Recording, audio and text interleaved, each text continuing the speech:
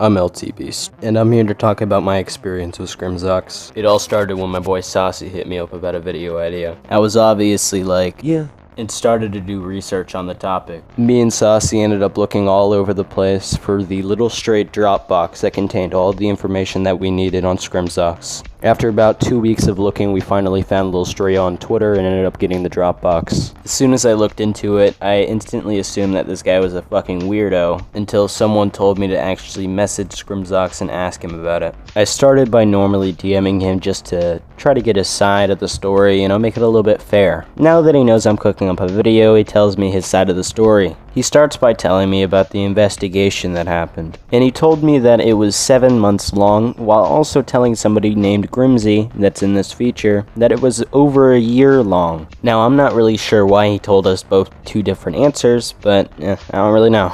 I started to question him about the craze situation, which then he gave me a response. They added a girl to the group chat we were in for over 2 years. Group chat was overly edgy to the point of being cringe and heavily focused on shock value. We would say things in voice chat and then added that person who I still don't know the true age of, but they said they were a minor after leaking screenshots and audio. Friends backstabbed me basically because I was growing on YouTube. Besides the fact that he's a giant fucking retard for not asking for the age, and that his friends backstabbed him. Now, you're probably gonna ask, why is that important that his friends backstabbed him? Well, if you haven't seen the interview with me and Grimzy yet, you would probably know that he tried to say that it was my idea that he was backstabbed, or in other words, set up, when that really isn't the case because he was the one that suggested it in DMs, like I showed. Rage.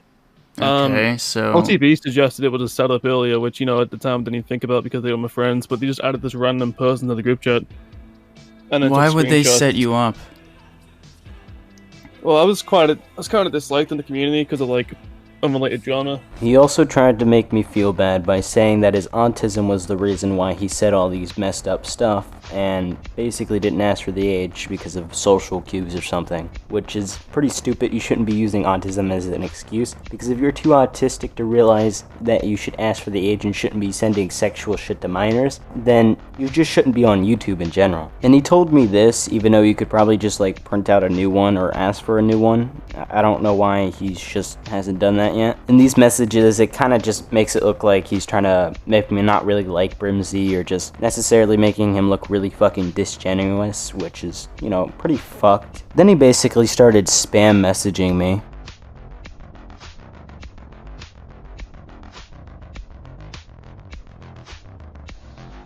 He also tries to say that 99% of his audience is actually aware of the whole situation, when that really isn't true, because if you look at his community tab post, you'll see a bunch of people that are really confused about the whole thing, and actually not even knowing about the whole situation.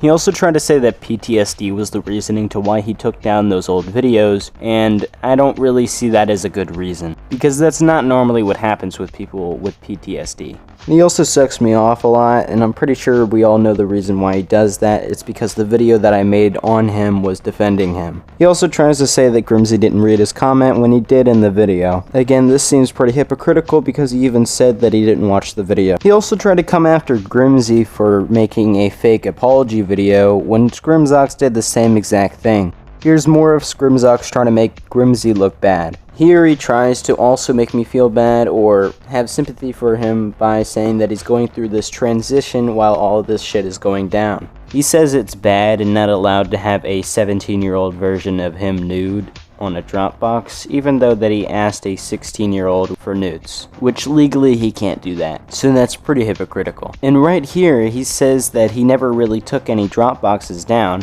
yet he said he reported it, so it's like, what? Now this is around the time that the video that Timmy made on me came out. We did in fact actually get into a call, but I did not record it because, well, I'm on mobile. So for this last part before I finally leave, I might as well show this part. He basically admits to using me as a mouthpiece to defend him and here's his reasoning behind doing that. Because he's taking a break off of YouTube. But if you look around, he didn't even announce his break until after my video came out. So I really don't see why he didn't just make a defense video.